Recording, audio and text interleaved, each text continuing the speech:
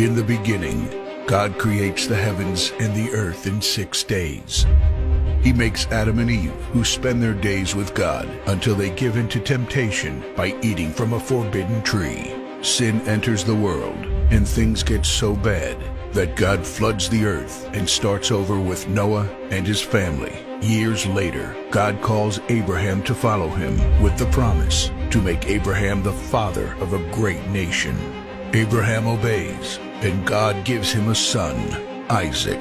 Isaac's son Jacob has 12 sons. Joseph, Jacob's favorite, becomes second in command of Egypt. God uses him to save his entire family and Egypt from starvation. Hundreds of years later, the Israelites are slaves in Egypt. Moses is called to lead the Israelites out of slavery. Joshua takes over after Moses and leads the people into the promised land. After Joshua, God raises up judges, temporary military leaders like Deborah, Gideon, and Samson, who protect and fight for God's people.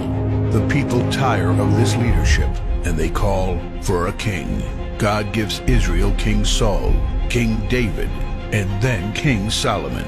But it's all downhill from here. The people rebel. The kingdom of Israel is divided, and everyone turns their back on God. Prophets like Elijah, Isaiah, Micah, and Jeremiah warn that if people don't repent of their sins, there will be consequences. But the people ignore their warnings. The divided kingdoms are conquered, and God's people face captivity in foreign lands. People like Daniel show great courage and stand up for God when no one else does. Some of the exiled people return to the promised land, but for 400 years, God is silent. No prophets, no miracles, and no angel visitations. But then, the silence is broken when Jesus is born. He lives a perfect life, teaches truth, and performs miracles, proving He is God. He shows us the full extent of God's love by taking our place and dying on the cross for our sin. He is placed in a grave, but 3 days later, Jesus rises again, conquering sin and death. His followers travel the world, sharing the good news of His love and starting churches.